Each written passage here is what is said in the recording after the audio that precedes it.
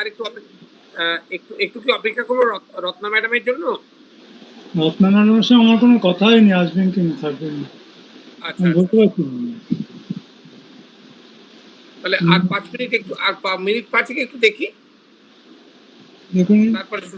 তারপরে শুরু করছি। হ্যাঁ, ঠিক আছে। আচ্ছা।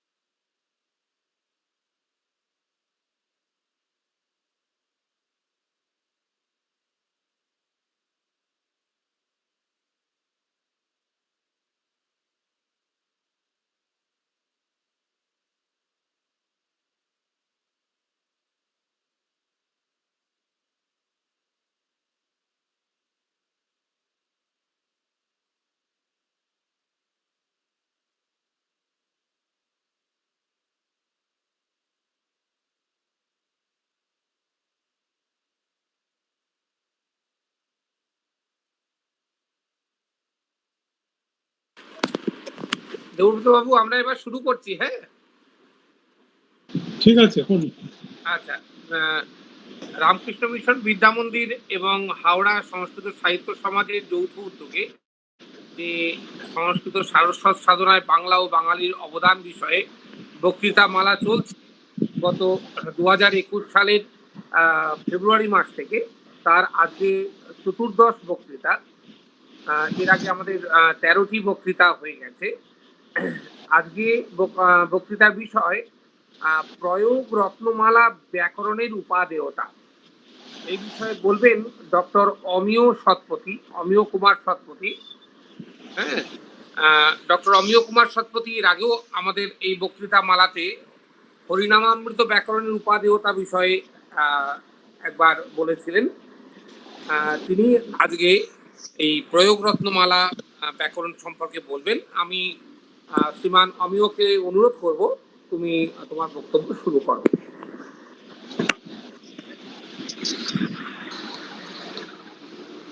अखण्डमण्डलाकारं व्याप्तं येन चराचरं तत्पदं दर्शितं येन तस्मै श्रीगुरवे नमः।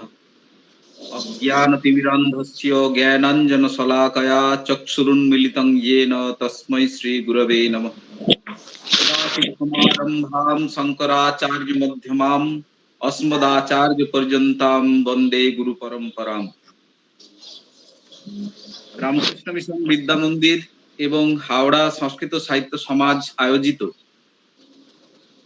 সংস্কৃত সারস্বত সাধনায় বাংলা ও বাঙালির অবদান শীর্ষক এই বক্তৃতা মালায় বলার সুযোগ করে দেওয়ার জন্য আমার পূজনীয় সম্মাননীয় আয়োজক বৃন্দর চরণে সশ্রদ্ধ প্রণাম জানাই। আজকে আমার আলোচ্য বিষয় প্রয়োগ রত্নমালা ব্যাকরণের উপাদেয়তা। আমার পূজনীয় অধ্যাপক বৃন্দের কাছে, সমস্ত জ্ঞানবৃদ্ধ শ্রোতাদের কাছে এই বিষয়ে আলোচনা করার যোগ্যতা বা সামর্থ্য বা স্পর্ধা আমার নেই, কিন্তু আমি বিভিন্ন বই থেকে এই ব্যাকরণ সম্পর্কে যেটুকু জেনেছি সেটুকু আমি এই সময়ের মধ্যে আলোচনা করার চেষ্টা করব। সংশোধন এবং সংযোজন করলে আমি নিজেকে কৃতার্থ মনে করব। আমার আলোচ্য বিষয়, আলোচনার বিষয় প্রয়োগ রত্নমালা ব্যাকরণের উপাদেয়তা। এই ব্যাকরণের আলোচনা করার আগে ব্যাকরণের রচনাকার এবং এই ব্যাকরণ রচনার যারা পৃষ্ঠপোষক তাদের কথা আগেই বলতে হয়, যাদের কর্মের ফল স্বরূপ আমরা এই ব্যাকরণটিকে বর্তমানে পেয়েছি। তবে আমি এই আলোচনা শুরু করব একটি উদ্ধৃতি দিয়ে। উদ্ধৃতিটি করেছেন মহামহোপাধ্যায় হরপ্রসাদ শাস্ত্রী মহাশয়। তিনি 1336 সালের সাহিত্য পরিষদ পত্রিকার প্রথম সংখ্যায় সভাপতির অভিভাষণে এই ব্যাকরণ সম্পর্কে একটি কথা লিখেছিলেন। সেইটি উদ্ধৃতি করেছেন কালীজীবন দেবশর্মা শব্দশাস্ত্রের ইতিহাস গ্রন্থের 309 পৃষ্ঠাতে। উদ্ধৃতিটি হলো, বাঙ্গালার চন্দ্রের যদিও বা কিছু আলোচনা হইত, প্রয়োগ রত্নমালা তাহা একেবারে লোপ করিয়া দিয়াছে। এই গ্রন্থখানি কোচবিহারে তৈয়ারি হয়। কামতাপুর রাজ্য ভাঙিয়া দিয়া গৌড়ের বাদশাহ আলাউদ্দিন হোসেন শাহ যখন সমস্ত কামতাপুর রাজ্য আপন করিতে পারিলেন না, তখন কোচ ও হাজরা বাংলার উত্তরে এক প্রকাণ্ড রাজ্য স্থাপন করিল। সেই কোচবিহারের রাজাদের অনুরোধে পুরুষোত্তম বিদ্যাবাগীশ নামক একজন পণ্ডিত প্রয়োগ রত্নমালা ব্যাকরণ নামে এক ব্যাকরণ লিখিলেন। চন্দ্রের যাহা কিছু জ্যোতি ছিল, রত্নমালার আলোতে তাহা আরো ম্লান হইয়া গেল। রত্নমালা বাংলা ও আসামের অনেক অংশে পুরাদমে চলিতেছে। তাহলে এই উদ্ধৃতির মাধ্যমে আমরা পরিষ্কার জানতে পারছি যে সমসাময়িক বাংলায়, বিশেষত উত্তরবঙ্গে এই ব্যাকরণের একটা বহুল প্রচলন, পঠন পাঠন ছিল। এই গ্রন্থের রচয়িতা কে সেটাও আমরা জানলাম। প্রয়োগ রত্নমালা ব্যাকরণের রচয়িতা হলেন পুরুষোত্তম ভট্টাচার্য বিদ্যাবাগীশ, যিনি 1568 খ্রিস্টাব্দে কোচবিহারের রাজা নরনারায়ণের নির্দেশে এই ব্যাকরণটি রচনা করেছিলেন। এখন আগে পৃষ্ঠপোষকের কথা বলতে হয়। রাজা নরনারায়ণের কথা প্রসঙ্গ আসতে গেলে প্রথমেই কোচবিহারের যে রাজবংশ সেই বিষয়ে সংক্ষেপে বলতে হয়। কোচবিহার, আমরা অধুনা যে কোচবিহার সম্পর্কে জানি বা শুনি, এই কোচবিহার এবং প্রাচীন কোচবিহারের মধ্যে বহু পার্থক্য। কোচবিহারের প্রাচীন নাম ছিল কামরূপ বা প্রাগ জ্যোতিষপুর। প্রাচীন কোচবিহার বর্তমান কোচবিহারের চেয়ে অনেক বড় ছিল এবং এখানে রাজত্ব করতেন পাল বংশীয় রাজারা। পাল বংশের পতন হওয়ার পর কামরূপ এই রাজ্য কয়েকটি ছোট ছোট রাজ্যে বিভক্ত হয়ে যায়, যাদের মধ্যে অহোম, কাপ্পি, কাছাড়ি, বারোভূঁইয়া, কামাতা প্রভৃতি কয়েকটি রাজ্যে বিভক্ত হয়। এখানে যে কোচ বংশ ছিল, যাদের নামে এই কোচবিহার, সেই কোচ বংশের আদি পুরুষ হলেন হাড়িয়া মণ্ডল নামক একজন ব্যক্তি। তার অন্যতম পুত্র হলো বিশু। তিনি ছিলেন শারীরিক দিক থেকেও শক্তিশালী এবং বুদ্ধিমান। তাই তিনি ঠিক করলেন যে এই যে ভেঙে টুকরো হয়ে যাওয়া রাজ্যগুলিকে তিনি একসাথে করবেন এবং একটি অখণ্ড রাজ্য স্থাপন করবেন। এই উদ্দেশ্যে তিনি 1509 খ্রিস্টাব্দে 12 ভূঁইয়াদের পরাজিত করেন এবং সমস্ত রাজ্যকে দখল করে 1515 খ্রিস্টাব্দে বৃহত্তর কমতা রাজ্য প্রতিষ্ঠা করেন, যার রাজধানী হয় কমতাপুর, এখনো যেটি কান্তাপুর নামে পরিচিত। এই রাজ্যটি কোচবিহার নামে আমরা জানি। বিশ্বসিংহ রাজা হওয়ার পর সেখানে ব্রাহ্মণ পণ্ডিতদের রাজবংশের দৈবিক শক্তির অধিকারী বলে তিনি স্বীকার করেন এবং ব্রাহ্মণ পণ্ডিতদের বিশিষ্ট স্থান দেন রাজসভায়। এই বিশ্বসিংহের পুত্র হলেন নরনারায়ণ, যিনি এই প্রয়োগ রত্নমালা ব্যাকরণের পৃষ্ঠপোষক। তিনি পিতার মতোই বিদ্যোৎসাহী ছিলেন এবং এই নরনারায়ণের সময়ই কোচবিহার রাজ্য রাজনৈতিক এবং সাংস্কৃতিক ক্ষেত্রে সবথেকে উচ্চতার শিখরে উঠেছিল। তিনি ছিলেন সাহিত্য ও সংস্কৃতির পৃষ্ঠপোষক। তিনি নিজেও ছিলেন সংস্কৃত সাধক এবং সংস্কৃতের সাহিত্যের পাঠক। কাশীতে নিজে গিয়ে উচ্চশিক্ষা তিনি লাভ করেছিলেন এবং সেখান থেকে ফিরে এসে রাজার সিংহাসনে আরোহণ করেও সংস্কৃতের জন্য বহু কাজ তিনি করেছিলেন। আমরা উত্তরবঙ্গের, উত্তর ভারতের বৈষ্ণব ধর্মের প্রচারক, একশরণ বৈষ্ণববাদের প্রচারক মহাপুরুষ শঙ্করদেব, তার যে জীবন চরিত্র, সেখানের একটি অংশে লেখা আছে যে এই রাজা নরনারায়ণের যে রাজসভা, সেখানে সবাই সংস্কৃতে কথাবার্তা বলতো। রাজকার্যে যারা নিযুক্ত রাজকর্মচারী ছিল, তারাও সংস্কৃতে কথাবার্তা বলতেন এবং সংস্কৃতে কথা বলতে পারাটা কর্মচারী নিয়োগের একটা যোগ্যতা হিসেবে সেখানে নির্ধারণ করা হয়েছিল। অর্থাৎ সংস্কৃতে যদি কথা বলা না যায়, তাহলে তিনি সেখানে রাজকর্মচারী হিসেবে নিয়োজিত হবেন না। গ্রন্থটিতে উল্লেখ আছে, সংস্কৃত বিনে আন মাতো না মাতায়, সামান্য কথা কোসবে সংস্কৃতে কয়। আবার এই কোচবিহার রাজ্যের রাজবংশাবলী সম্পর্কে দুর্গাবর রচিত বনপর্ব নামক একটি গ্রন্থে সেখানেও বলা হচ্ছে, ধর্ম নীতি পুরাণ ভারত শাস্ত্র যত, অহরাত্রি বিচারান্ত বসিয়া সভাত, গৌড়ে কাম রূপে যত পণ্ডিত আছিল, সবাকে আনিয়া শাস্ত্র দেওয়ান পাতিল। অর্থাৎ সংস্কৃতের প্রতি অনুরাগ, সংস্কৃতেও যারা বিদ্বৎ পণ্ডিত প্রবর আছেন, তাদের সবাইকে কোচবিহার রাজ্যে নিয়ে এসে তিনি একটা সাংস্কৃতিক পরিমণ্ডল তৈরি করতে চেয়েছিলেন এবং করেছিলেন। শুধুমাত্র রাজা নরনারায়ণ নয়, তার যে রাজমহিষী ছিলেন তার কথাও এই গ্রন্থে উল্লেখ রয়েছে। তিনিও ছিলেন সংস্কৃতের পৃষ্ঠপোষক এবং সাধক সাধিকা। তার নাম ভানু পাটেশ্বরী। তিনি এই গন্ধর্ব নারায়ণের রাজবংশাবলীর যে জীবনচরিত, সেখানে বলা হচ্ছে, নৃপতির প্রিয়তমা ভানু পাটেশ্বরী, ভট্টাচার্য আগে কথা কহিলা সাদরী। ভট্টাচার্য বলতে পুরুষোত্তম ভট্টাচার্য বিদ্যাবাগীশ। নৃপতির প্রিয়তমা ভানু পাটেশ্বরী, ভট্টাচার্য আগে কথা কহিলা সাধুরী, পাণিনির বর্ণক্রম গ্রন্থে না লিখিবা, মহেশের কৃত কলাপের ক্রম দিবা। অর্থাৎ এই প্রয়োগ রত্নমালা ব্যাকরণ কিভাবে রচিত হবে, সেখানে যে পাণিনির বর্ণক্রম স্বীকৃত হবে না, নেওয়া হবে না, কলাপের বর্ণক্রম অনুযায়ী এটি রচিত হবে, আমরা এই থেকেই বুঝতে পারছি। কথিত আছে যে একদিন বারাণসীতে তীর্থ ভ্রমণ যাওয়ার সময় রাজা নরনারায়ণ পুরুষোত্তম ভট্টাচার্য বিদ্যাবাগীশ এবং পীতাম্বর সিদ্ধান্ত বাগীশ নামক দুই পণ্ডিতের সাথে সাক্ষাৎ করেন এবং তাদের পাণ্ডিত্যে মুগ্ধ হয়ে তিনি তাদেরকে কোচবিহারে নিয়ে আসেন এবং কোচবিহারের নিকটবর্তী খাগড়াবাড়ি নামক একটি গ্রামে তাদের বসবাসের জন্য স্থান দেন। এই খাগড়াবাড়ি হলো আমাদের প্রয়োগ রত্নমালা ব্যাকরণের উৎসস্থল, জন্মস্থল, রচনাস্থল। এরপর আসি পুরুষোত্তম ভট্টাচার্য বিদ্যাবাগীশের প্রসঙ্গে। পুরুষোত্তম ভট্টাচার্য বিদ্যাবাগীশের জীবনী পড়তে গিয়েও চমৎকৃত হলাম। সেখানে তার পূর্বপুরুষ এবং উত্তরপুরুষের যেন আমাদের খুব পরিচিতির মধ্যে আমরা পেলাম। বেনিসংহার যে রচয়িতা করেছেন ভট্টনারায়ণ, সেই ভট্টনারায়ণের এই উত্তরসূরি হচ্ছেন পুরুষোত্তম বিদ্যাবাগীশ। ভট্টনারায়ণের অধস্তন পঞ্চবিংশতিতম পুরুষ হলেন পুরুষোত্তম বিদ্যাবাগীশ।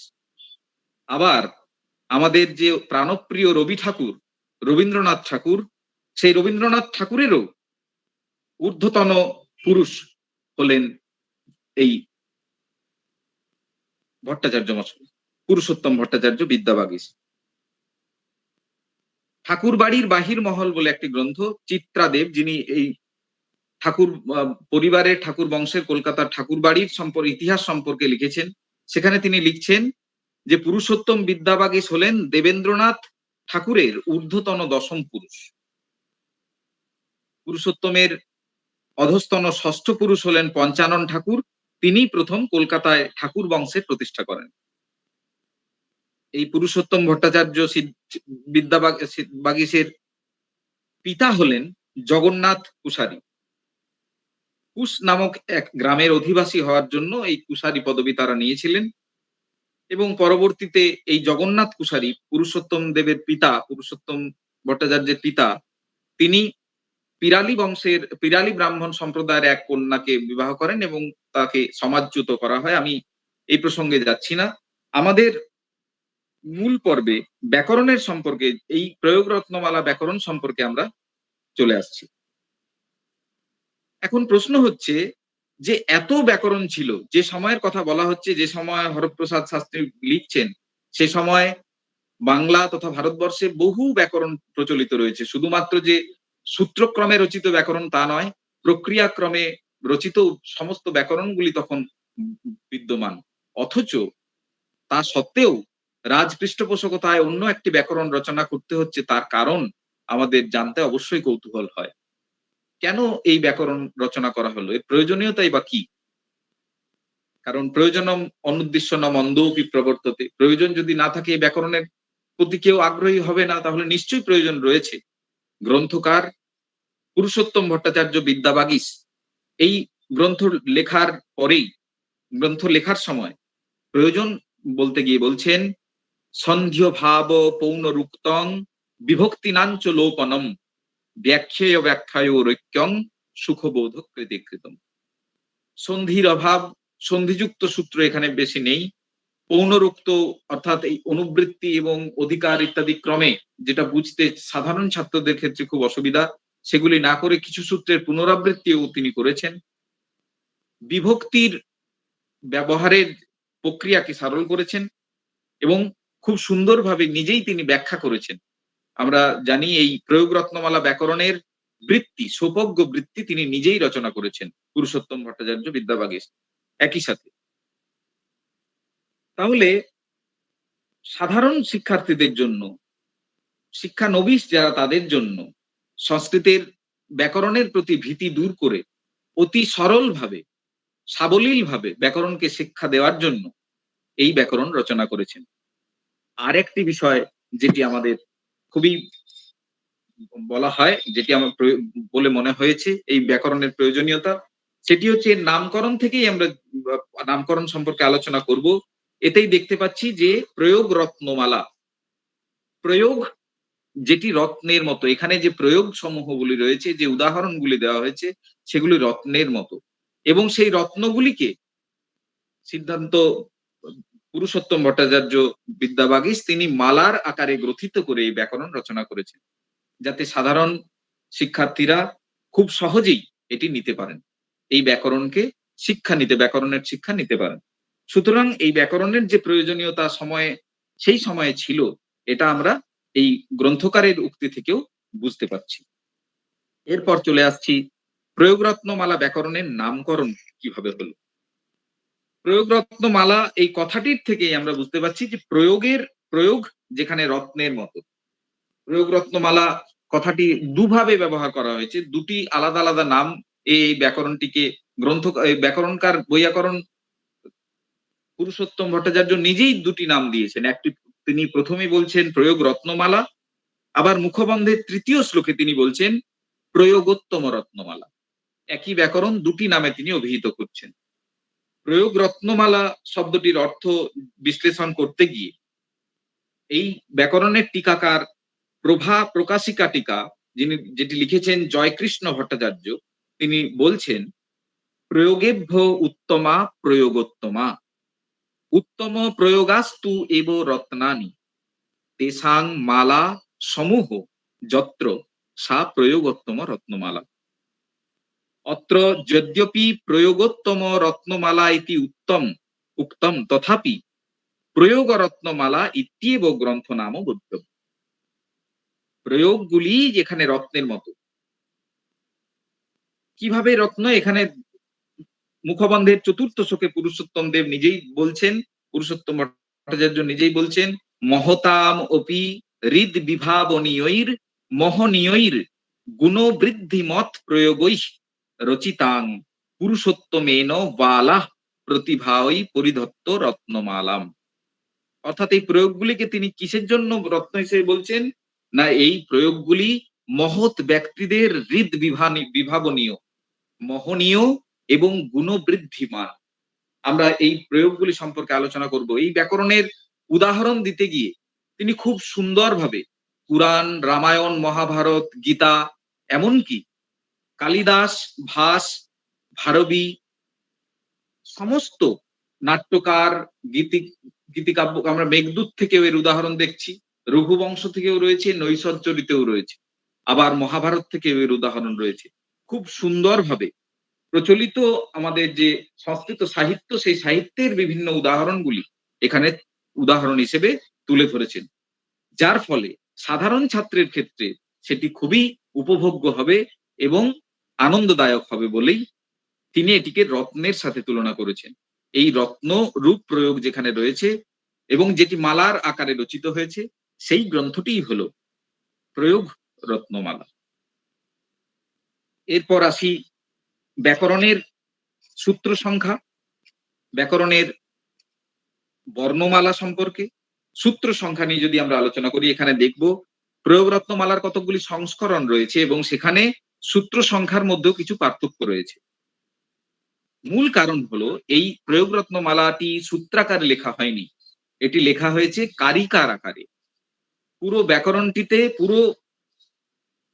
ব্যাকরণটি কারিকার আকারে লেখা হয়েছে এবং এই কারিকাগুলির থেকেই অংশগুলো, এক একটি অংশ সূত্র হিসেবে এখানে তুলে ধরা হয়েছে। এমনকি কিছু কিছু ক্ষেত্রে সূত্রের যে বৃত্তি, সোপজ্ঞ বৃত্তি, সেই সোপজ্ঞ বৃত্তি থেকেও সূত্রকে তুলে ধরা হয়েছে, এটি আমরা দেখছি। তথাপি এই ব্যাকরণের যে টিকা, সূত্রবোধিনী নামক একটি টিকা, সেখানে বলা হচ্ছে যে এর সপ্তবিংশতি শত সূত্রাণী, আবার চতুর্বিংশত্যধিক সপ্তবিংশত শত সূত্রাণী, অর্থাৎ কোথাও বলা হচ্ছে 2724, কোথাও বলা হচ্ছে 2746, আবার কোথাও বলা হচ্ছে 2705 বা 2724, 2746। বিভিন্ন সংস্করণে বিভিন্ন সূত্রের সংখ্যা বলা আছে। কিন্তু কোচবিহার থেকে 1812 শকাব্দে, অর্থাৎ 1890 খ্রিস্টাব্দে সম্পাদিত যে প্রয়োগ রত্নমালা ব্যাকরণটি প্রকাশিত হয়েছে, যেটি এখনো আমরা institute, Ramakrishna mission institute of কালচারের লাইব্রেরিতে আমরা যেটি এখনো দেখতে পেয়েছি, সেই ব্যাকরণের থেকে যেটি পেয়েছি সেটি হচ্ছে সূত্র সংখ্যা মোট 2741টি। এই 2741টির মধ্যে মোট বিন্যাসে কতগুলি বিভক্ত রয়েছে সেগুলো আমি এর বিষয়বস্তু যখন আলোচনা করব সেটি আরো বিশদে আলোচনা করব। এরপর আসছি ব্যাকরণের বর্ণমালা সম্পর্কে। আমরা প্রথমেই বলেছিলাম যে ভানু পাটেশ্বরী, যিনি রাজা নরনারায়ণের রাজমহিষী, তিনি উল্লেখ করে দিয়েছিলেন যে পাণিনি বর্ণক্রম না দিবা, সেখানে কলাপের বর্ণক্রম দেব। এখানে প্রথম যে সূত্র করেছেন প্রয়োগ রত্নমালা ব্যাকরণে, সেখানে প্রথম সূত্রটি হচ্ছে অকারাদিক সকারান্তা বর্ণমালা নুবর্ততে তস্যাম অকারাদৌকারম যাবদ বর্ণা স্বরা অকারাদয় লিদন্তা সমানা স্যুরকশ্চিৎ। অকারাদিক সকারান্ত, অকার থেকে শুরু করে সকার, সকার পর্যন্ত একটি সকারকেও স কয় মূর্ধন্য স, এই কেও একটি বর্ণ হিসেবে এখানে তুলে ধরা হয়েছে।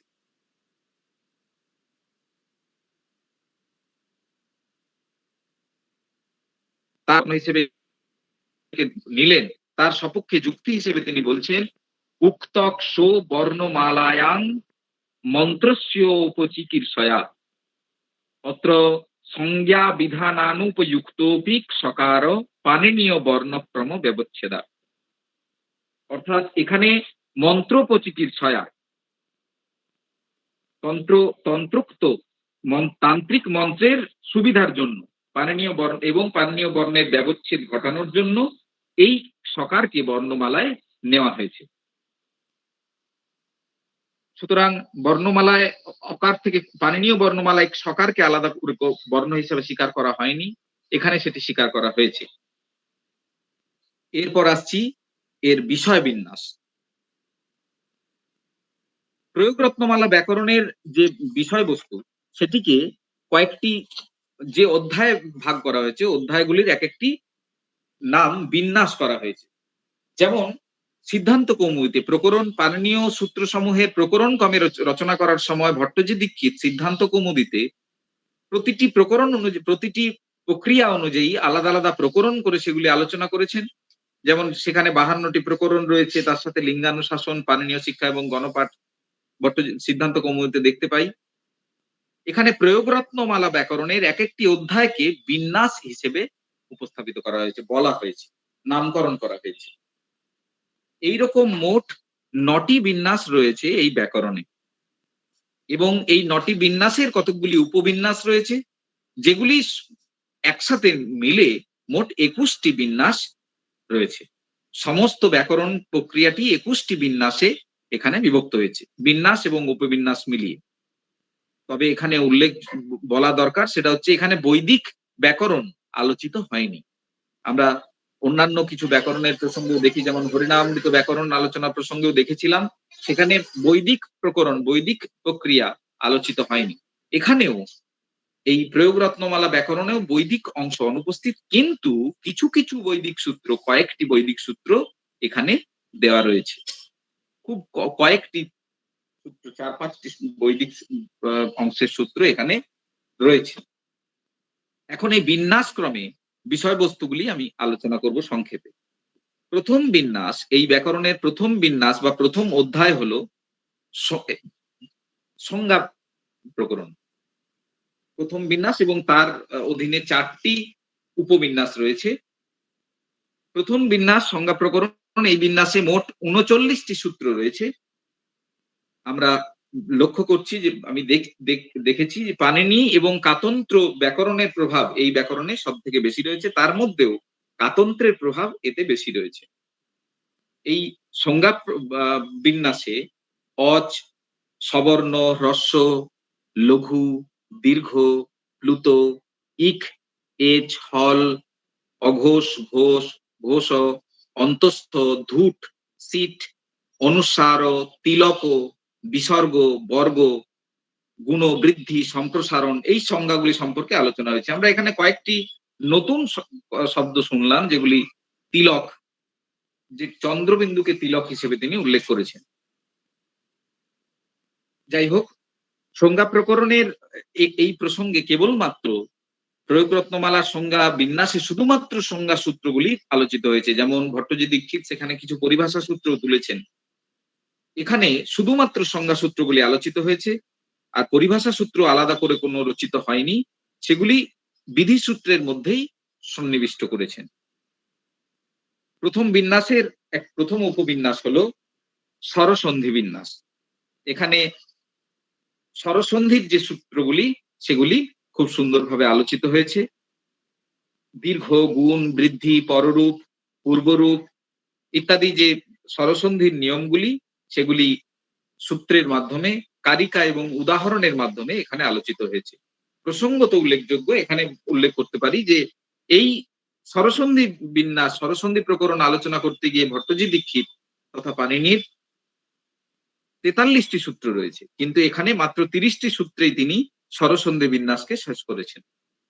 এরপর আসছি স্বরসন্ধি নিষেধ। সেখানে 8টি সূত্রের মাধ্যমে স্বরসন্ধির নিষেধগুলি তুলেছেন। পাণিনির সূত্রে আমরা যদি দেখি সেখানে 21টি সূত্র ব্যবহৃত হয়েছে, রচিত হয়েছে। তৃতীয় উপবিন্যাস ব্যঞ্জন সন্ধি বিন্যাস।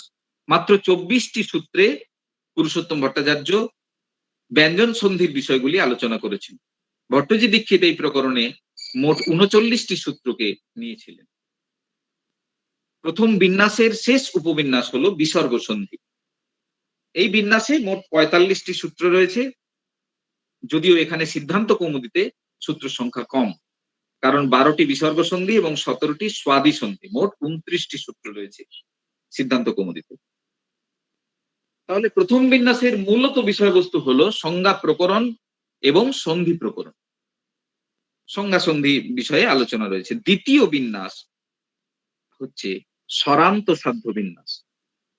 স্বরান্ত সাধ্য বিন্যাস অর্থাৎ স্বরান্ত শব্দ যেগুলি, সেগুলির সুবন্ত শব্দ যেগুলি, সেগুলি এখানে আলোচিত হয়েছে। ভট্টজী দীক্ষিতের যে সুবন্ত প্রকরণ, সেই সুবন্ত প্রকরণটিকেই পুরুষোত্তম ভট্টাচার্য তিনি দুটি বা বিন্যাসে বিভক্ত করে আলোচনা করেছেন। প্রথম হচ্ছে স্বরান্ত সাধ্য, আর পরের বিন্যাসটি হচ্ছে ব্যঞ্জনান্ত সাধ্য বিন্যাস। স্বরান্ত সাধ্য বিন্যাসে এখানে স্বরান্ত পুংলিঙ্গ শব্দ, স্বরান্ত স্ত্রীলিঙ্গ শব্দ, স্বরান্ত ক্লিবলিঙ্গ যে পদ, সেগুলির সাধন পদ্ধতি আলোচনা করা হয়েছে। এখানে মোট 173টি সূত্র রয়েছে। তৃতীয় বিন্যাস আসছি, যার নাম ব্যঞ্জনান্ত সাধ্য। আমি আগেই বললাম সুবন্ত প্রকরণের দ্বিতীয় অংশ ব্যঞ্জনান্ত সাধ্য। এখানে ব্যঞ্জনান্ত পুংলিঙ্গ, ব্যঞ্জনান্ত স্ত্রীলিঙ্গ, ব্যঞ্জনান্ত ক্লিবলিঙ্গ ও এই শব্দগুলি, এই যে পদগুলির সাধন পদ্ধতি খুব সুন্দরভাবে আলোচনা করা আছে। মোট 125টি সূত্রের মাধ্যমে 125টি সূত্র এই বিন্যাসে রয়েছে। ব্যাকরণের চতুর্থ বিন্যাস হলো প্রকীর্ণ বিন্যাস। সিদ্ধান্ত কৌমুদীতে অব্যয় প্রকরণ এবং স্ত্রী প্রকরণে যে বিষয়গুলি আলোচিত রয়েছে, এখানে সেটি প্রকীর্ণ বিন্যাস নামাঙ্কন নাম দিয়ে সেই বিষয়গুলি এখানে আলোচনা করেছেন।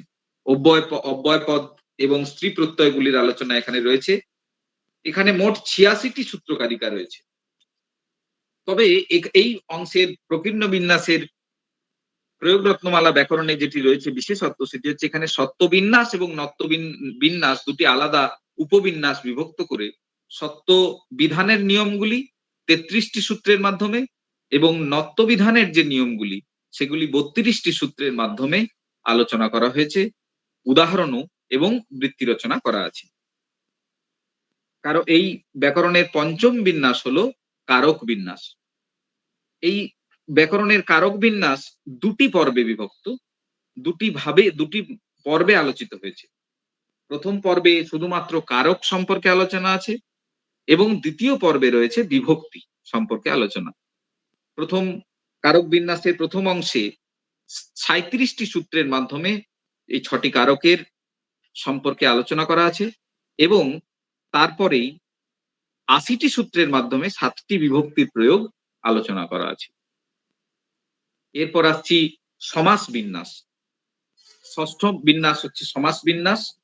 এখানে প্রয়োগ রত্নমালার এই বিন্যাসে 255টি সূত্র আছে, যেখানে কর্মধারয়, দ্বিগু, তৎপুরুষ, বহুব্রীহি, দ্বন্দ্ব, অব্যয়ীভাব এই ক্রমে 6টি সমাস আলোচনা হয়েছে। যদিও এই ক্রম পাণিনি ক্রম থেকে সম্পূর্ণ আলাদা।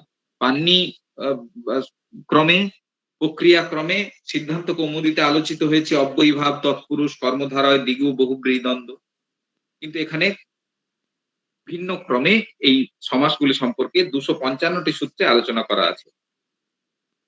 এরপরেই আসছি তদ্ধিত বিন্যাস। এখানে মোট 652টি সূত্র রয়েছে এবং তদ্ধিত প্রত্যয়গুলির আলোচনা বিস্তারে এখানে করা রয়েছে। সূত্রগুলি এমন ভাবে করা হয়েছে, এত বিস্তারে সূত্রগুলি করা হয়েছে যে অনেক ক্ষেত্রে এর বৃত্তি লেখারই প্রয়োজন হয়নি, বৃত্তি লিখতেই হয়নি, শুধুমাত্র উদাহরণগুলি দিয়ে দেওয়া হয়েছে। এর অষ্টম বিন্যাস হচ্ছে আখ্যাত বিন্যাস, আখ্যাত বিন্যাস। এখানে তিঙন্ত, ভট্টজী যেখানে পাণিনীয় ব্যাকরণে যেখানে তিঙন্ত শব্দের ব্যবহার হয়েছে, তিঙন্ত শব্দ ব্যবহার করি, সেখানেই এই ব্যাকরণে আখ্যাত সংজ্ঞা প্রযুক্ত হয়েছে এবং এই আখ্যাত বিন্যাসে মোট 8টি উপবিন্যাস রয়েছে। 8টি উপবিন্যাসের প্রথম বিন্যাসে যগ প্রকরণ, যেখানে যগ আগম বিষয়ে বর্ণনা আছে। দ্বিতীয় বিন্যাস সস্তনী প্রকরণ, লিট লকারকে সস্তনী বলে নামকরণ করা হয়েছে। সস্তনী প্রকরণে লিট লকারের প্রয়োগ দেখানো হয়েছে। তৃতীয় বিন্যাসে লিট লকারের প্রয়োগ আছে। পঞ্চম বিন্যাসে লুং লকার, ষষ্ঠ বিন্যাসে আত্মনেপদ এবং পরস্ময় পদের বিধান রয়েছে। সপ্তম বিন্যাসে সনাদ্যন্ত ধাতুগুলির বিবরণ। অষ্টম বিন্যাসে কতকগুলি পরিভাষা সূত্র ও কতকগুলি নিয়ম সূত্র দেখতে পাই। এই আখ্যাত বিন্যাসে মোট 694টি সূত্র রয়েছে। শেষ বিন্যাস, এই ব্যাকরণের শেষ অধ্যায় হলো কৃৎ বিন্যাস, যেখানে মোট 6টি উপবিন্যাস আছে এবং এই 6টি উপবিন্যাসের মাধ্যমে কৃৎ প্রত্যয় এবং কৃদন্ত পদগুলির সাধন পদ্ধতি আলোচনা হয়েছে। প্রথম বিন্যাস, যাতে 88টি সূত্র রয়েছে, সেখানে কৃত্য প্রত্যয়ের সম্পর্কে আলোচনা আছে। দ্বিতীয় এবং তৃতীয় বিন্যাসে যথাক্রমে 111 এবং 74টি সূত্র আছে, যেখানে কৃদন্ত পদগুলির ব্যুৎপত্তি দেখানো হয়েছে। চতুর্থ বিন্যাস, যেখানে 86টি সূত্র রয়েছে, তপ্রত্যয়ান্ত পদগুলির আলোচনা রয়েছে। পঞ্চমে তাদিপ, তি, ক্যপ ইত্যাদি কৃত প্রত্যয়ের আলোচনা এবং ষষ্ঠ বিন্যাসে ত্বা, নম ইত্যাদি প্রত্যয়ান্ত পদের আলোচনা রয়েছে। এই গেল ব্যাকরণের বিষয়বস্তু। কিভাবে বিষয়বস্তু সম্পর্কে আলোচনা করা আছে, বিষয়বস্তুগুলি কিভাবে বিন্যস্ত হয়েছে। মোট আমরা দেখলাম 9টি বিন্যাসে এবং মোট 21টি উপবিন্যাসে এই ব্যাকরণটি বিন্যস্ত রয়েছে, আলোচিত হয়েছে এবং রচিত হয়েছে। এখন এই ব্যাকরণের বৈশিষ্ট্য কতকগুলি আমরা আলোচনা করব। ব্যাকরণের বৈশিষ্ট্যগুলি আলোচনা করলেই এই ব্যাকরণের যে উপাদেয়তা, ব্যাকরণের যে প্রয়োজনীয়তা, ব্যাকরণের উৎকর্ষের কারণ, আকর্ষণের কারণ সবকিছু আমরা জানতে পারবো। প্রয়োগরত্নমালা ব্যাকরণের স্বরূপ প্রথমেই আলোচনা করতে গেলে আমরা যেটা দেখব সেটা হচ্ছে এর বিষয় বিভাজন পদ্ধতি। কিভাবে এই বিষয়কে কিভাবে আলোচনা করা আছে। বিষয়কে আলোচনা করতে গিয়ে আমরা সাধারণত দু ধরনের পদ্ধতি দেখি। ব্যাকরণের যে প্রয়োজন, শব্দের অনুশাসন, শব্দানুশাসন করতে গিয়ে প্রকৃতি প্রত্যয় বিভাগের দ্বারা সাধু শব্দ নির্বাচন করার জন্য দুটি পদ্ধতি অবলম্বন করা হয়, একটি আরোহ আর একটি অবরোহ। এই ব্যাকরণ অবরোহ ক্রমে রচিত হয়েছে এবং এই অবরোহ ক্রমে শব্দ সময়ের সাধুত্বকে প্রকাশিত করেছে। তাই প্রথমেই এই রচনার ক্রমটি এইভাবে হয়েছে। প্রথমে বাক্যের সাধুত্ব বোঝানোর জন্য পঞ্চসন্ধি প্রকরণ প্রথমে আলোচিত হয়েছে। তারপর বাক্য থেকে বাক্য ঘটক যে সুবন্ত তিঙন্ত পদ, সেইগুলির মধ্যে সূচিকটা ন্যায় প্রথমে সূচি অর্থাৎ সংক্ষিপ্ত যে অংশ, সুবন্ত প্রকরণ আলোচিত হয়ে সাধুত্ব নির্বাচন করা হয়েছে। তারপরে এই সুবন্ত পদের মধ্যে সুপ বিভক্তিগুলির সাধুত্ব, সুপ প্রত্যয়ভূত সমাসের সুপ বিভক্তির প্রতিপাদক যে কারক বিন্যাস হয়েছে, তারপর সুপ প্রকৃতির যে মূল সমাস বিন্যাস হয়েছে এবং ক্রমে তদ্ধিত বিন্যাস, তিঙন্ত পদ সময়ের সাধুত্ব প্রতিপাদক আখ্যাত বিন্যাস, এইগুলি ক্রমে ক্রমে আলোচিত হয়েছে এবং সর্বশেষে আলোচিত হয়েছে কৃৎ প্রকরণ এবং কৃদন্ত বিন্যাস। অবরোহ ক্রমে এই ব্যাকরণ রচিত হয়েছে। বাক্য থেকে শুরু করে ক্রমে পদ এবং পদের মধ্যে প্রকৃতি এবং প্রত্যয় সমস্তগুলি ক্রমে ক্রমে আলোচিত হয়েছে। দ্বিতীয়, এর পরের যে বৈশিষ্ট্য আলোচনা করব সেটি হচ্ছে, আমরা আগেই বলেছি এই ব্যাকরণ হচ্ছে প্রক্রিয়াত্মক ব্যাকরণ। সূত্রাত্মক ব্যাকরণ নয়, এটি প্রক্রিয়াত্মক ব্যাকরণ। প্রক্রিয়াকে লক্ষ্য করেই এটি রচিত হয়েছে এবং ওই জন্য আমরা দেখেছি বিভিন্ন প্রক্রিয়াকে লক্ষ্য রেখে মোট 9টি বিন্যাসে একে ভাগ করা হয়েছে। যেমন সন্ধি বিন্যাস, স্বরান্ত সাধ্য বিন্যাস, ব্যঞ্জনান্ত সাধ্য বিন্যাস, প্রকীর্ণ বিন্যাস, কারক বিন্যাস, যেগুলি আমরা একটু আগেই বললাম। পরবর্তী যে বৈশিষ্ট্য আমরা আমি আলোচনা করব, সেটি হচ্ছে এই ব্যাকরণের সূত্রকে কিভাবে তিনি তুলে ধরেছেন। কারিকাত্মক ব্যাকরণ, অর্থাৎ এই ব্যাকরণ সাধারণত ব্যাকরণ রচিত হয় সূত্রের আকারে, কিন্তু এই ব্যাকরণ রচিত হয়েছে কারিকার আকারে। কারিকা মূলত কারিকাগুলি হয়েছে মোট 2843টি কারিকা রয়েছে এই ব্যাকরণে, এবং অধিকাংশ কারিকাই এখানে অনুষ্টুপ ছন্দে রচিত হয়েছে। যেমন কয়েকটি কারিকার আমি উদাহরণ এখানে তুলে ধরতে পারি, যেমন অকারাদিক সকারান্তা বর্ণমালানুবর্ততে তস্যামকারাদৌকারং यावद् वर्णा स्वरा अचः अकारादयल हृदन्ता समानः स्यूरकश्चक्ते सस्थानाकौ सवर्णश्चैत् सावर्णं ऋलिवर्णयो अयूरिलि ह्रस्सा स्यूर्लघवश्चैकमात्रकाः अन्ये स्वरा दीर्घसंज्ञा ज्ञातव्यास्ते द्विमात्रका गानाह्वान क्रन्दनेषु स्वराद्रिमात्रका प्लुता अन्ये स्वरस्य दीर्घो स्वरमात्रस्य कुत्रचित्। এইভাবে খুব সুন্দর করে কারিকার আকারে সমস্ত ব্যাকরণটি 2843টি কারিকা দিয়ে এই ব্যাকরণটি রচিত হয়েছে, এবং এর ফলে ছাত্রদের বা শিক্ষার্থীদের ব্যাকরণ শিক্ষা নিতে যারা ইচ্ছুক তাদের ক্ষেত্রে এটি মনে রাখার বা কণ্ঠস্থীকরণের ক্ষেত্রে খুবই সহজবোধ্য হবে বলে বা সহজেই করা যাবে বলে আমার মনে হয়েছে। পরের যে অংশটি আমরা আলোচনা করব এর সূত্রগুলির আলোচনা। যে প্রয়োগরত্নমালা ব্যাকরণের সূত্রগুলি যদি আলোচনা করি, কতকগুলি বিষয় আমরা দেখতে পাই, সেগুলি আমি ক্রমশ আলোচনা করছি। যেমন কিছু কিছু সূত্রের ক্ষেত্রে দেখি পাণিনীয় সূত্রগুলি অবিকৃত এখানে তুলে ধরা হয়েছে। পাণিনীয় সূত্রের অবিকৃত উদাহরণ যেমন স্ত্রী পুংবচ্চ। পাণিনীয় ব্যাকরণের প্রথম অধ্যায়ের দ্বিতীয় পাদের 66 নাম্বার সূত্র হচ্ছে স্ত্রী পুংবচ্চ। এখানে প্রথম যে সমাস বিন্যাসে 145 নম্বর যে কারিকা, সেখানে বলা হচ্ছে স্ত্রী পুংবচ্চ, অর্থাৎ একই সূত্র, যে সূত্রটি পাণিনি যেভাবে করেছেন এখানেও সেভাবে করা হয়েছে। আবার নের বিসহ একই সূত্র করা হয়েছে, নের বিসহ। অধিকরণে সেতে এখানে কৃদ বিন্যাসে করা হয়েছে অধিকরণে সেতেরজ। বিপরাভ্যাং যে, এখানেও সূত্র একই রকম হুবহু করা হয়েছে বিপরাভ্যাং যে। অর্থাৎ পাণিনীয় সূত্রগুলি অবিকৃত আকারে কিছু কিছু ক্ষেত্রে এখানে তুলে ধরা হয়েছে, রচনা করা হয়েছে। আবার কিছু কিছু সূত্রকে আলোচনা করে দেখি যে কিছু সমার্থক সূত্রগুলি পাণিনীয় সূত্রগুলি ব্যবহার করেছেন, কিন্তু শব্দগুলো তিনি পাল্টে দিয়েছেন, শব্দগুলি তিনি পরিবর্তন করেছেন। যেমন পাণিনীয় সূত্র আছে সংযোগান্তস্য লোপ। অষ্টম অধ্যায়ের দ্বিতীয় পাদের 23 নাম্বার সূত্র হচ্ছে সংযোগান্তস্য লোপ। এখানে ব্যঞ্জনান্ত বিন্যাস বিন্যাসের 20 নাম্বার যে কারিকা সূত্র, সেখানে করা হচ্ছে সংযোগান্তস্য লোপনম, অর্থাৎ লোপ এই শব্দের জায়গায় লোপনম শব্দটি ব্যবহার করা হয়েছে।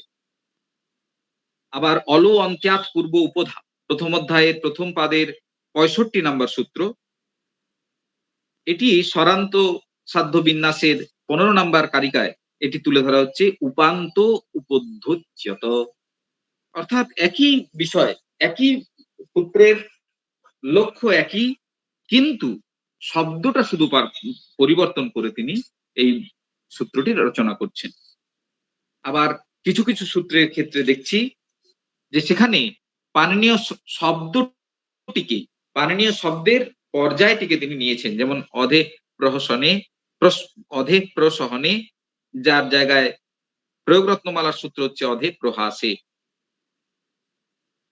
অনুপরাভ্যাং ক্রিয়, এখানে সূত্র হচ্ছে পরানুভ্যাং ক্রিয়স্তথা।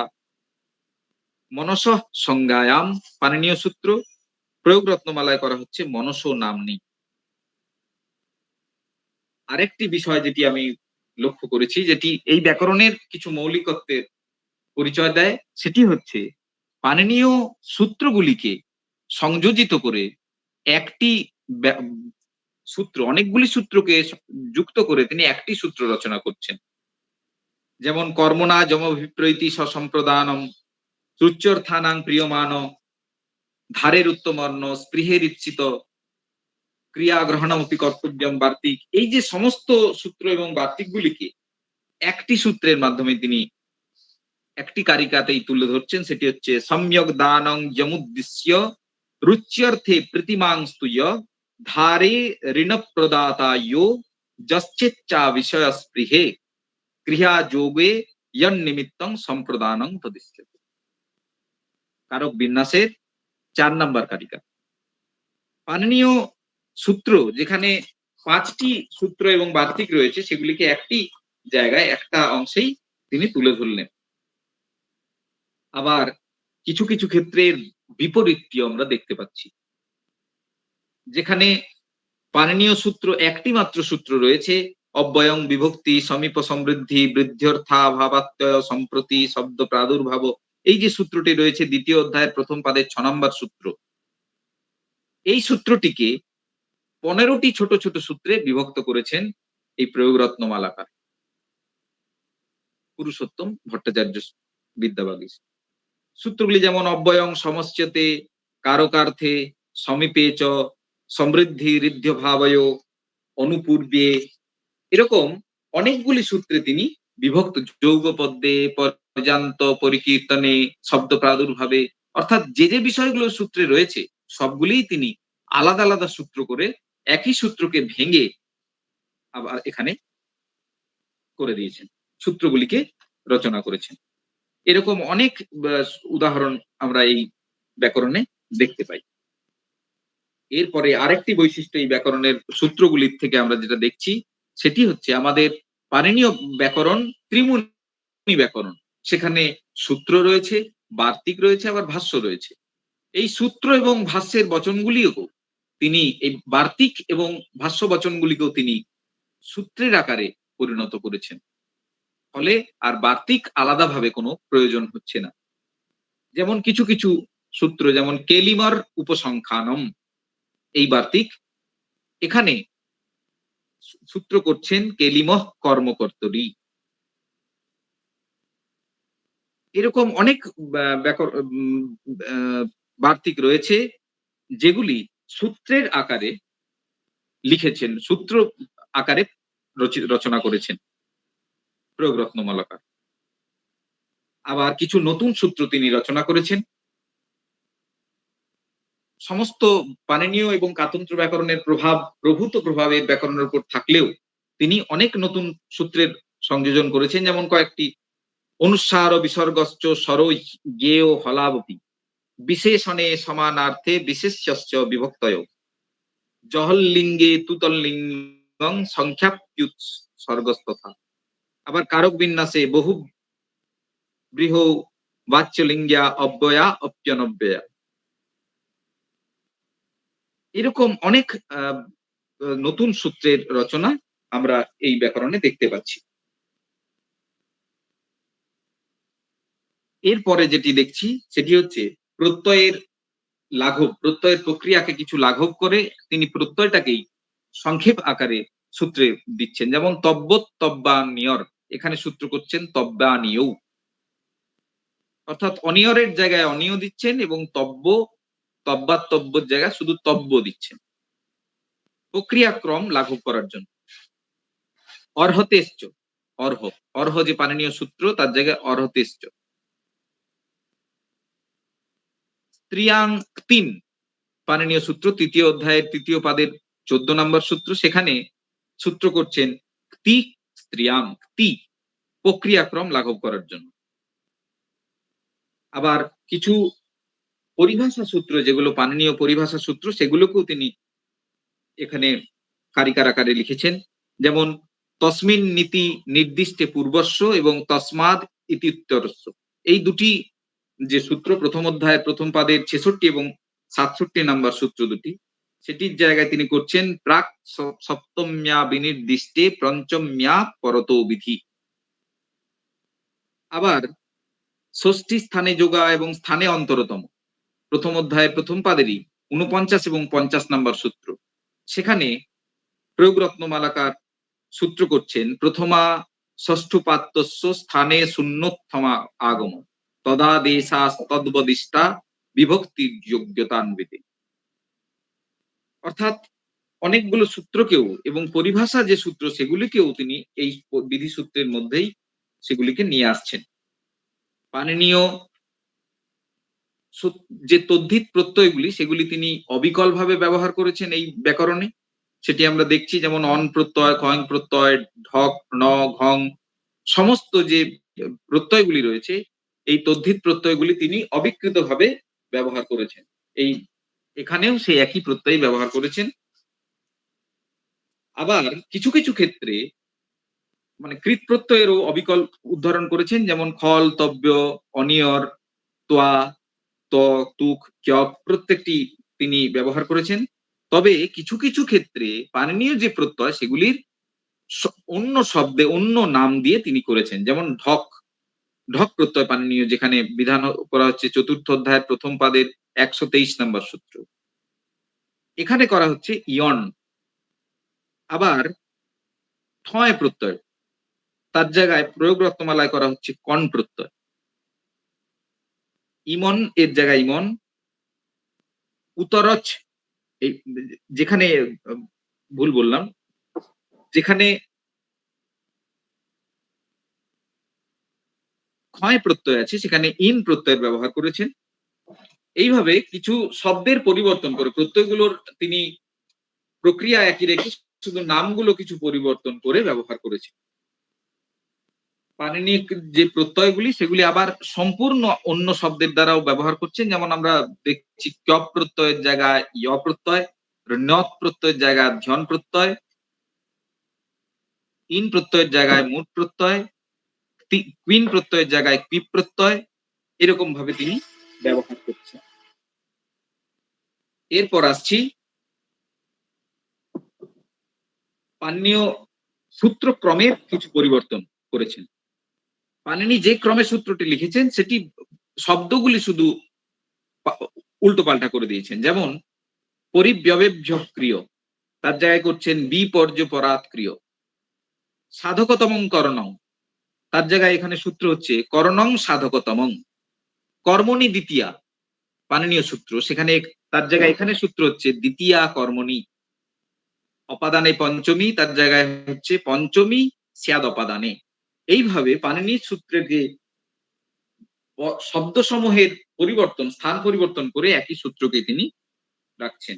আবার আমি আগেই বলেছিলাম বৈদিক সূত্র আলোচিত না হলে, বৈদিক প্রক্রিয়া আলোচিত না হলেও কয়েকটি সূত্র এখানে আছে। যেমন ছন্দসী ভাষায়াঞ্চ বিভাষা প্রচেতস বা বহুলং ছন্দসী যে সূত্র রয়েছে সেখানে এই সূত্র এখানে করা হয়েছে ছন্দসী সর্বে বিধয় বিজ্ঞাতব্যা বিকল্পেন।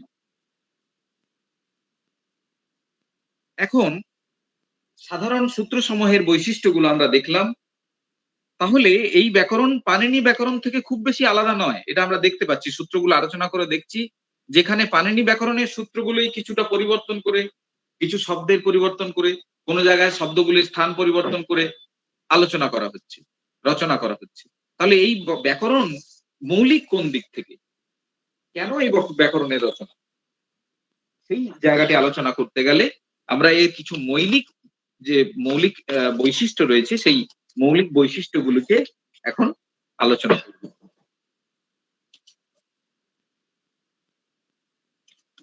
মৌলিক বৈশিষ্ট্য এই ব্যাকরণের বিষয়গুলি এবং উদাহরণগুলি যদি আমরা ঠিক করে দেখি তাহলে সেখানে দেখতে পাবো যে এখানে শিক্ষা সংস্কৃতি, প্রাচীন ভারতের শিক্ষা সংস্কৃতি আচার ব্যবহার থেকে শুরু করে শিক্ষা সদাচার, বিবাহ, চারিত্রিক গুণ, চারিত্রিক দুর্বলতা, খাদ্য পেয়, যুদ্ধকলা, বেশভূষা, করণীয় অকরণীয়, হিতাহিত সমস্ত বিষয় প্রয়োগের মাধ্যমে, উদাহরণের মাধ্যমে, প্রয়োগ রূপ রত্নের মাধ্যমে এই ব্যাকরণে তুলে ধরা হয়েছে। তার জন্য এর নাম প্রয়োগ রত্নমালা ব্যাকরণ। বিভিন্ন বিষয় আমরা এখানে দেখতে পাই যেগুলি আমাদের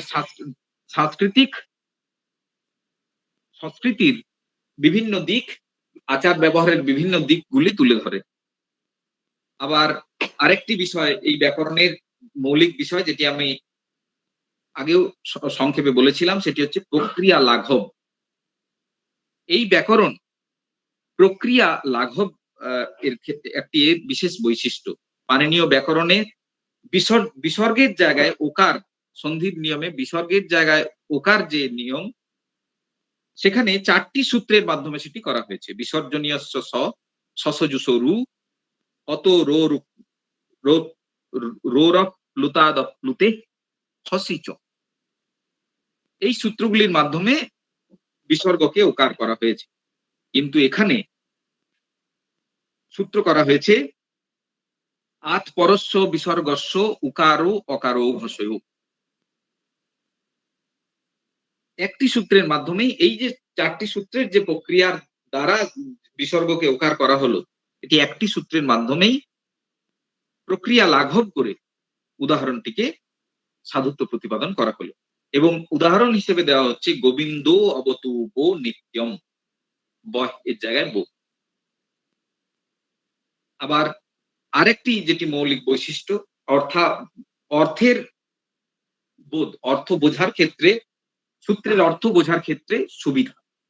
যেমন পাণিনি অদেং গুণ সূত্র করেছেন, তার দ্বারা গুণবর্ণের বিধান হয়েছে অ এ ও। বৃদ্ধির আদৈ চের দ্বারা বৃদ্ধি বর্ণের বিধান হয়েছে। ইকো গুণ বৃদ্ধি এর দ্বারা, এই পরিভাষার দ্বারা গুণ বৃদ্ধি ইক এর গুণ এবং বৃদ্ধির বিধান হয়েছে। আবার উরন রপর এর দ্বারা বলা হচ্ছে যে রিয়ের জায়গায় অর হবে এবং লিয়ের জায়গায় অল হবে।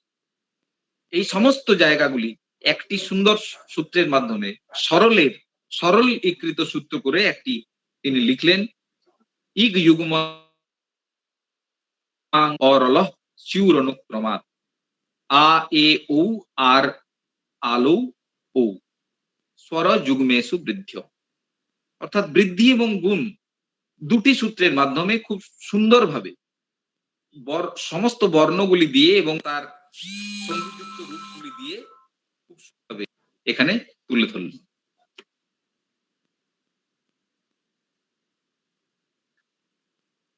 এর পরের যে বৈশিষ্ট্যটি আমি তুলবো সেটি হচ্ছে এর সূত্র কারিকাগুলির সারল্য। আমি আগেই উদাহরণ কতকগুলি তুলেছি। এখানে লেখা হয়েছে কারিকাত্মক ব্যাকরণ, কারিকাত্মক ব্যাকরণ এটি, অর্থাৎ এখানে কারিকার আকারে সূত্রগুলি করা হয়েছে এবং যে কারিকাগুলি খুবই সহজ সরল ভাবে।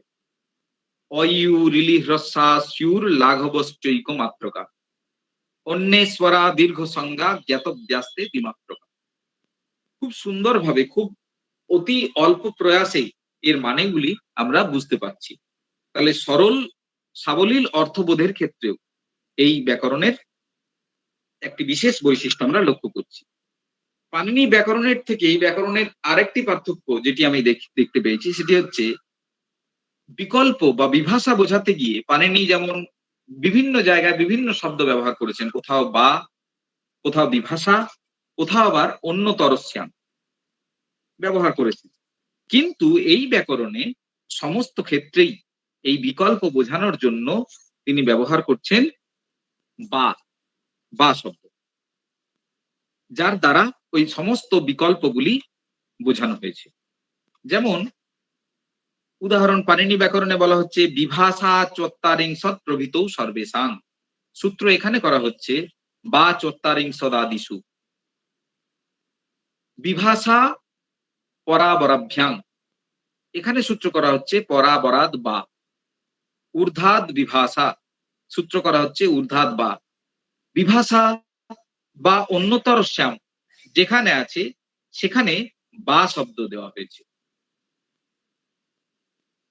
এইভাবে খুব সুন্দরভাবে একই শব্দকে বোঝানোর জন্য, একই নিয়মকে বোঝানোর জন্য, বিভাষার বিকল্পকে বোঝানোর জন্য বা শব্দ ব্যবহার করা হয়েছে। আবার ব্যাকরণের বিভিন্ন অংশে, এই ব্যাকরণের বিভিন্ন অংশে পূর্ববর্তী যে বৈয়াকরণ রয়েছে তাদের মতের উল্লেখ আমরা দেখতে পাচ্ছি। প্রতিটি ক্ষেত্রেই বিভিন্ন সূত্রের প্রসঙ্গে তিনি পূর্ববর্তী বৈয়াকরণদের স্মরণ করেছেন এবং তাদের মতের কথা উল্লেখ করেছেন। সব থেকে বিশেষ বৈশিষ্ট্য যেটি আমি এই ব্যাকরণের লক্ষ্য করি, যার জন্য একে প্রয়োগ রত্ন হিসেবে বলেছেন পুরুষোত্তম ভট্টাচার্য বিদ্যাবাগীশ, সেটি হচ্ছে এই ব্যাকরণে সাহিত্য কীর্তি থেকে কালিদাস, মাঘ, ভট্টি, মহাভারত, রামায়ণ, গীতা, মেঘদূত সমস্ত জায়গা থেকে উপযুক্ত এবং সূত্রের সাথে সাযুজ্যপূর্ণ যে উদাহরণগুলি সেগুলি খুব সুন্দরভাবে এখানে তুলে ধরা হয়েছে। বিশিষ্ট সাহিত্য কীর্তি থেকে উদাহরণ দেওয়া হয়েছে, যার ফলে সাধারণ ছাত্রদের ক্ষেত্রে এবং ছাত্র যারা সংস্কৃতের প্রতি সংস্কৃতের পড়ার আগ্রহী অথচ খুব দুরূহ উদাহরণে যারা প্রবেশ করতে ইচ্ছুক নয়, সাধারণ এবং যেগুলি তাদের যেগুলি তাদের প্রচলিত সাহিত্যের মধ্যেই রয়েছে সেই উদাহরণগুলি এখানে তিনি তুলে ধরে আলোচনা করেছেন। কয়েকটি উদাহরণ আমি এই প্রসঙ্গে তুলে ধরব, যেগুলিতে এই বিষয়গুলি খুব সুন্দরভাবে আলোচনা করা আছে। যেমন রঘুবংশ থেকে উদাহরণ তুলে ধরা হচ্ছে। রঘুবংশে এখানে সূত্রটি হচ্ছে আখ্যাত বিন্যাসের কারিকা 636 নম্বর কারিকায় সূত্রটি হচ্ছে কণ্ড্বাদিভ্য জনং বিদুঃ। এই প্রসঙ্গে পাণিনীয় সূত্রটি হলো তৃতীয় অধ্যায়ের প্রথম পাদের 27 নম্বর সূত্র, কণ্ড্বাদিভ্য যক, কণ্ড্বাদিভ্য যক, অর্থাৎ এর সূত্রটির অর্থ কণ্ড্বাদি ধাতুর পরে স্বার্থে নিত্য যক প্রত্যয় হয়। উদাহরণ দেওয়া হচ্ছে রঘুবংশ থেকে, কণ্ডূয়মানেন কটং কদাচিদন্য দ্বীপে নুন্মথিতাত্বস্য অর্থেন ভদ্রে স্তনয়া সুশোচ সেনান্যমালীঢ় মিবাসুরস্ত্রৈ। আবার কিরাতার্জুনিয়ম থেকে উদাহরণ দেখতে পাচ্ছি, যেটা হচ্ছে স্থেয়াখ্য প্রকাশনে, অর্থাৎ পাণিনীয় সূত্র যেটি প্রকাশন স্থেয়াখ্যয়শ্চ, প্রথম অধ্যায়ের তৃতীয় পাদের 23 নম্বর সূত্র।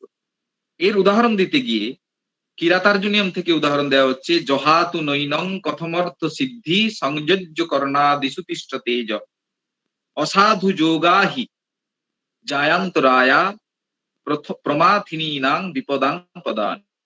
এখানে স্থা ধাতু কোন জায়গায় আত্মনেপদ হয় সেই অংশটি আলোচনা হয়েছে, অর্থাৎ কর্ণাদিষু থাকার ফলে তিষ্ঠতে স্থা ধাতু তিষ্ঠতে হয়েছে, এই প্রসঙ্গ আলোচনা। এইরকম ভাবে মেঘদূত থেকেও তুলে ধরা হচ্ছে আঙিনুম প্রচ্ছুর উপসংখ্যানম, এই যে বার্তিক কাতান বার্তিক, সেই প্রসঙ্গে যে সূত্রটি রচনা করেছেন আঙনু প্রচ্ছুশ্চ, আখ্যাত বিন্যাসের 452 নম্বর কারিকা, সেখানে উদাহরণ তোলা হচ্ছে মেঘদূত থেকে, আপৃচ্ছস্ব প্রিয় সখমমুং তুঙ্গমালিঙ্গ শৈলং বন্দৈ পুংসাং রঘুপতি পদৈ রয়িতং মেঘলাসু কালে কালে ভবতি ভবতু যস্য সংযোগমেত্য স্নেহ ব্যক্তিশ্চির বিরহসং মুঞ্চতো বাষ্পমুমিতি। ঠিক একই রকম ভাবে শিশুপাল থেকে উদাহরণ তুলে ধরা আছে, ভট্টিকাব্য থেকে উদাহরণ তুলে ধরা হয়েছে, ভট্টিকাব্য থেকে কুমার সম্ভব থেকে উদাহরণ দেওয়া হচ্ছে পুরনো গুণার্থ, পুরনো গুণ সহিতার্থ সদব্যয়তব্য সমানাধিকরণেন, এটা সমাস বিন্যাসের সূত্র। সেই প্রসঙ্গে অর্থাৎ সূত্রটি এখানে করা হচ্ছে, উদাহরণটি দেওয়া হচ্ছে কুমার সম্ভব থেকে, স্রস্তাং নিতম্বাদবলম্বমানাং পুনঃ কেশরদাম কাঞ্চিন ন্যাসিকৃতাং স্থানবিদা স্মরেণ দ্বিতীয় মর্বিমিব কার্মুকস্য। ভট্টিকাব্য থেকে একই রকম ভাবে ভট্টিকাব্য থেকে উদাহরণ রয়েছে, নৈষধচরিত থেকে উদাহরণ আছে। নৈষধচরিতের উদাহরণটি সূত্র হচ্ছে অন স্বরে, সমাস বিন্যাসের কারিকা 91, যেখানে পাণিনীয় সূত্র হচ্ছে 6ষ্ঠ অধ্যায়ের তৃতীয় পাদের 73 নম্বর সূত্র, ন লোপে নয়, অর্থাৎ উত্তর পদ পরে যদি পরে থাকে তাহলে নয়ের নকারের লোপ হয়। যেমন ন ব্রাহ্মণ অব্রাহ্মণ ন তিথি অতিথি, এখানে ওই অতিথি শব্দটির উদাহরণ হিসেবে তুলে ধরে শ্লোকটি নৈষধচরিত থেকে তুলে ধরা হয়েছে। সরসী পরিশীলিতুং মায়াগমী কর্মীকৃত নৈক নিবৃতা অতিথিত্বমনাই সদৃশ সদ্য সংশয় গোচর দরি। সুন্দরভাবে প্রচলিত শাস্ত্র সমূহ থেকে, প্রচলিত যে কাব্য, নাটক, গীতিকাব্য, রামায়ণ, মহাভারত সমগ্র অংশ থেকে কি সুন্দরভাবে সূত্রগুলিকে, উদাহরণগুলিকে তিনি তুলেছেন সেটা আমরা এই ব্যাকরণে খুব সুন্দরভাবে দেখতে পাই। ওই জন্যই এই প্রয়োগগুলির দিকে লক্ষ্য রেখেই এগুলিকে রত্নের সাথে তুলনা করেছেন এবং এই রত্নগুলিকে একসাথে মালার আকারে গ্রথিত করে এই ব্যাকরণটিকে প্রয়োগ রত্ন মালা নামকরণ করে তিনি রচনা করেছেন পুরুষোত্তম ভট্টাচার্য সিদ্ধান্তবাদী। এবং আমরা এই ব্যাকরণের উৎকর্ষের দিক আলোচনা করলাম, ব্যাকরণের মৌলিক দিকগুলি আলোচনা করলাম। বর্তমানেও এই ব্যাকরণ কেবলমাত্র এই ব্যাকরণের সৃষ্টি এবং পরবর্তীতে এর টিকা টিপ্পণী যে রচিত হয়েছে, এর টিকা রয়েছে কতকগুলি, যেমন প্রভা প্রকাশিকা টিকা রয়েছে, গূঢ় প্রকাশিকা নামক টিকা রয়েছে। এই প্রভা প্রকাশিকা টিকা রচনা করেছিলেন পণ্ডিত জয়কৃষ্ণ।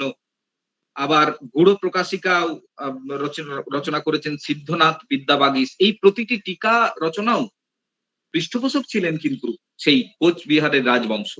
অর্থাৎ কেবলমাত্র একটি রাজবংশের পৃষ্ঠপোষকতায় কিভাবে একটা ব্যাকরণ এতদিন ধরে, মানে কয়েকশো বছর ধরে কিভাবে মানে আলোচনার মধ্যে রাখা যায়, কিভাবে তাকে অধ্যাপন করা যায়, সেটির একটি দৃষ্টান্ত হলো এই প্রয়োগ রত্নমালা ব্যাকরণ।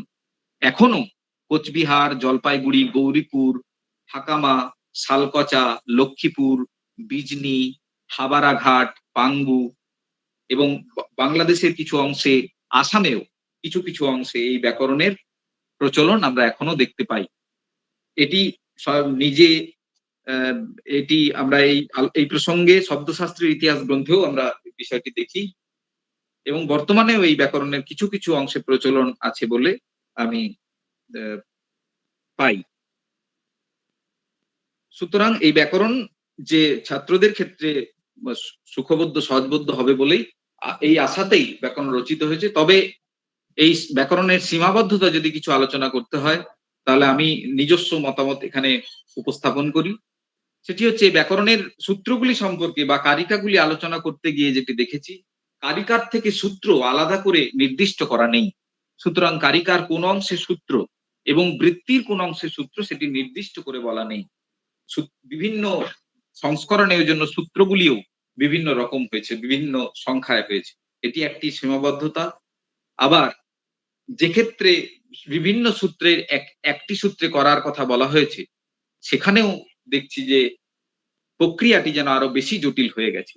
সুতরাং যে সরল করার জন্য যেটি মনে হয়েছে ব্যাকরণের রচনা, সেটি আপাত দৃষ্টিতে আমার কাছে আরো বেশি জটিল বলে প্রতিভাত হয়েছে বলেই আমার ব্যক্তিগত অভিমত।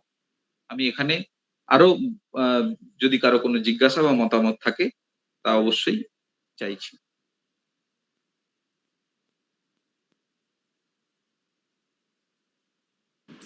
কারো যদি কোনো প্রশ্ন থাকে ডক্টর অমিয় সৎপথীকে জিজ্ঞেস করতে পারেন আপনারা।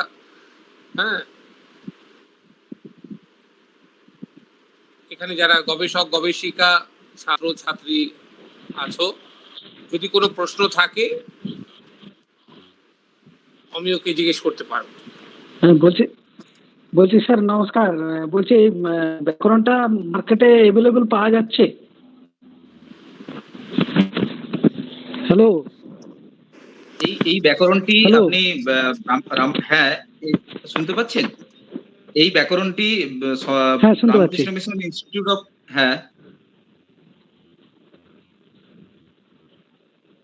এই ব্যাকরণটি বর্তমানে এখন প্রকাশিত আকারে পাওয়া যায় না, কিন্তু মানে পাওয়া যাচ্ছে না, কিন্তু বিভিন্ন গ্রন্থাগারে, যেমন আমি রামকৃষ্ণ মিশন ইনস্টিটিউট অফ কালচারের যে লাইব্রেরি, সেখানে এটি রয়েছে। এছাড়াও আপনি ইন্টারনেট থেকেও এটি ডাউনলোড করতে পারেন। আর্কাইভ যে .org যেখানে আছে, সেখানে এই ব্যাকরণটির 3টি খণ্ডে এই ব্যাকরণটি পাওয়া যায়।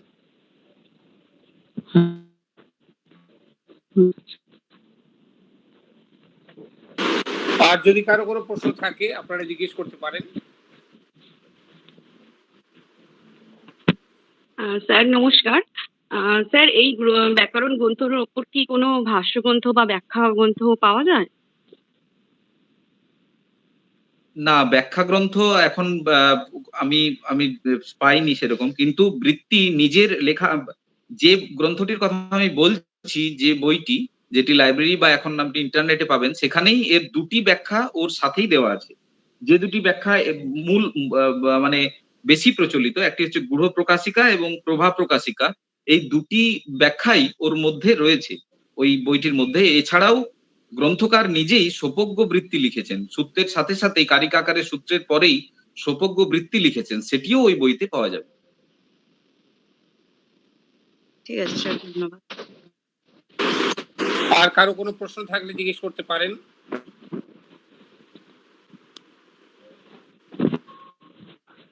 যে টিকা দুটির কথা বললেন, ওই টিকা দুটি টিকাকার কারা? যে দুটি টিকাসহ বই কোনো সময় মুদ্রিত হয়েছিল, যা এখন দুর্লভ সংগ্রহের মধ্যে কিছু গ্রন্থাগারে আছে, আপনি বললেন, সেই টিকা দুটি কার রচনা? ম্যাডাম, আমার প্রভা টিকা সশ্রদ্ধ এবং অন্য টিকা টিকাকারদের নাম কি? ম্যাডাম, আমার সশ্রদ্ধ প্রণাম নেবেন।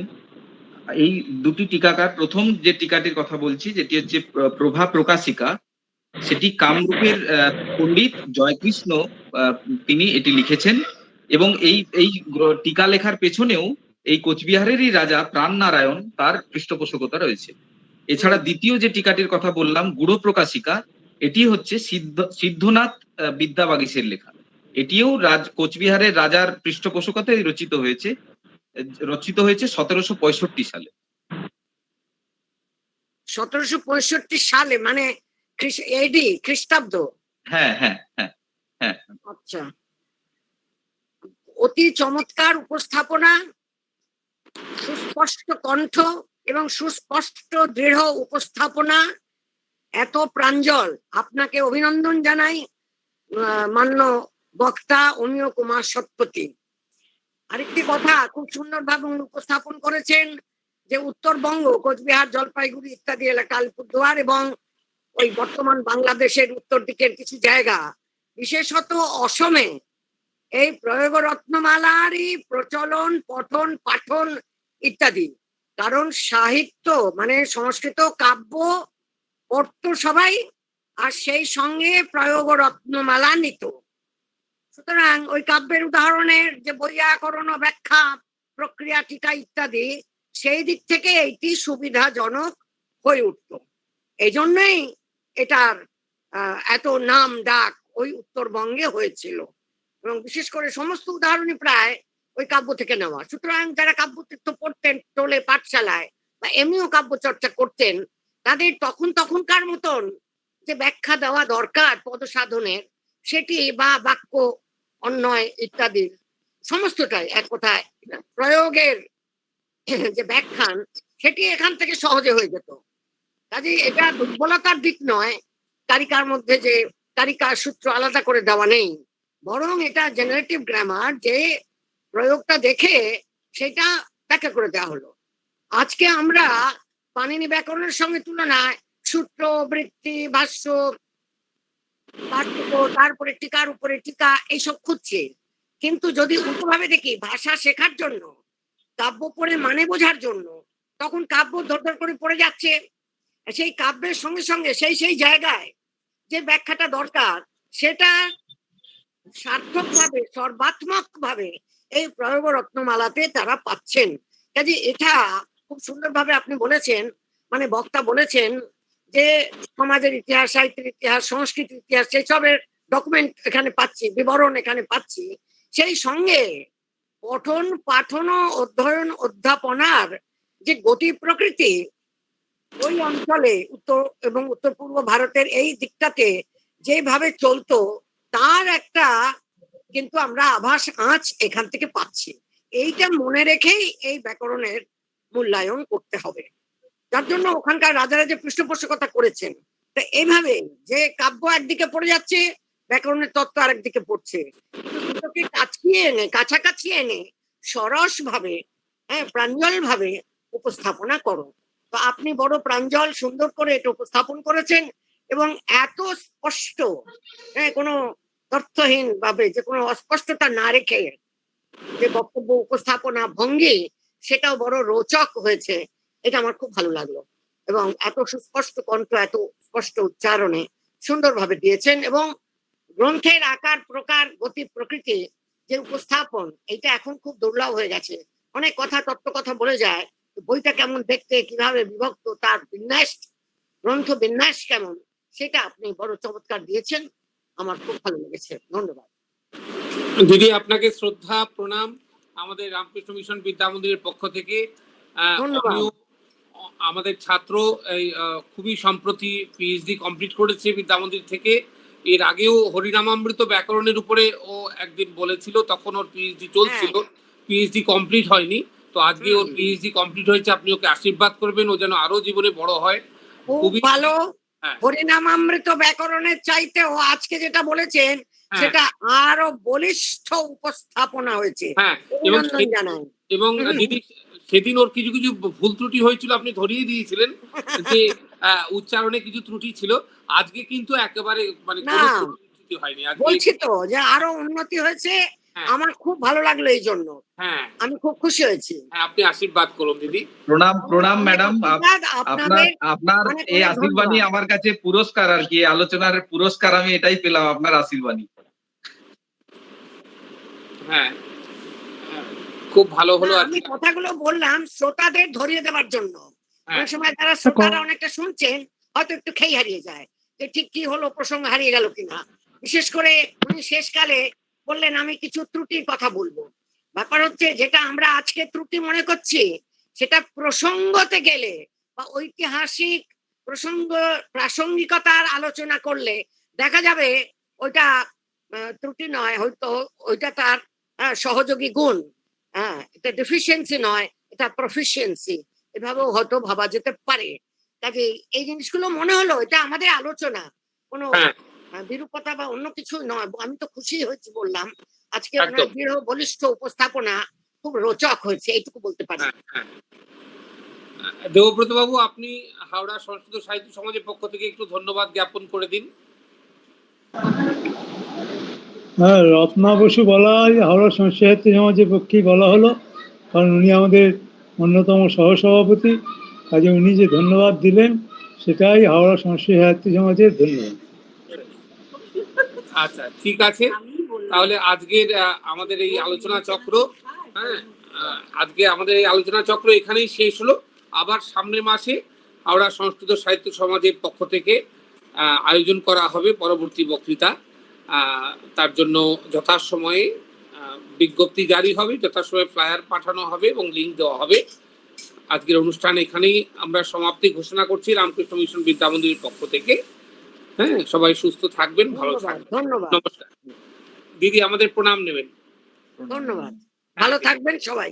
হ্যাঁ দিদি, আপনিও সুস্থ থাকবেন, ভালো থাকবেন।